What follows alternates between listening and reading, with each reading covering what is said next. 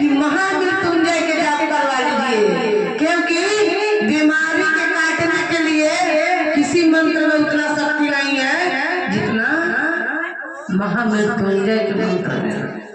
साहब क्या दिए हैं हम लोग को? साहब बोले कि आप महादेव के शिष्य हैं तो आप नमः शिवाय कीजिएगा, आपका महामृत्युंजय का भी जप हो जाएगा। हम लोग क्यों नहीं समझते हैं? हम लोग कहते हैं कि बागेश्वर बाबा के पास गए हैं तो हमारा दुख कम हो गया। कभी नहीं होगा, कभी नहीं हो सकता है जब तक महादेव की दया नहीं होगी।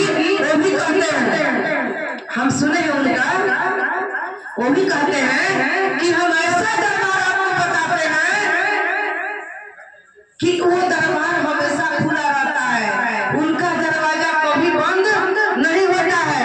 और ये भी बोले किसका? तो सारे लोग बोले हर हर महादेव। हर उनका दरबार अगर 12 बजे रात को भी आप जाइएगा तो महादेव के दरबार खुला ही मिलेगा। तेरा दर खुला की खुला ही रहता है, कभी बंद नहीं होता है। तो हमको आपको इतना सुंदर चीज मिला है और हम लोग कहाँ भटक रहे हैं? इस बाबा के पास, उस बाबा के पास। अरे जड़ को पकड़िए। जड़ कौन है? महादेव है। अपने मन को अस्थाई कीजिए। साहब लिखे हैं शिष्यानुभूति में, शिव शिष्टा में अस्थाई भाव अनिवार्य है। अपने मन को अस्थाई बनाइए और के देखिए, नहीं तो जीवन भर माई के भजन, राम जी के भजन गाते रह जाएंगे, लेकिन कुछ प्राप्त होने वाला नहीं है। लेकिन 3 सूत्र करके देखिए। साहब ने मत सोचिए, कल हम एक चर्चा में, अपने गांव में चर्चा हो रहा था, एक गुरु बहन आके क्या बोली कि महादेव कहाँ है? अगर महादेव रहते तब दुख नहीं होता। तब हम बोले कि साहब ने कहा कि घुस जाइएगा अमेरिका में, मर्डर करके हिंदुस्तान में चले जाइएगा अमेरिका में। हो सकता है अमेरिका का कानून अलग है तो आपको सजा नहीं होगी, लेकिन चाहे 10 साल के बाद आप लौटिए, जैसे आप इंडिया में एंट्री कीजिएगा तो यहाँ के पुलिस आपको पकड़ लेगा, क्योंकि मर्डर तो यहाँ किए हैं। तो आप आए हैं आसमान से धरती पे मनुष्य के रूप में, कह रहे हैं कि दुख नहीं होगा।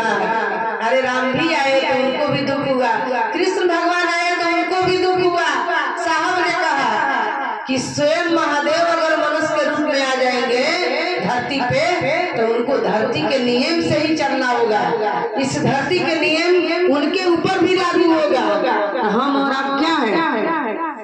किस खेत के मूली है? हर जन्म के पाप, हर जन्म के कर्म मनुष्य रूप में हम लोग को मिलता है। इसीलिए हम लोग इस धरती पर आए हैं, हर जन्म के सुख दुख पाप पुण्य भोगने के लिए। साहब ने कहा ना कि संस्कार किसको कहते हैं? कृष्ण भगवान आए धरती पे, कितना पाप हुआ, कितने लोग के माँ उजड़ गया, कितना लोग के गोद सुना हो गया, लेकिन वो भगवान है।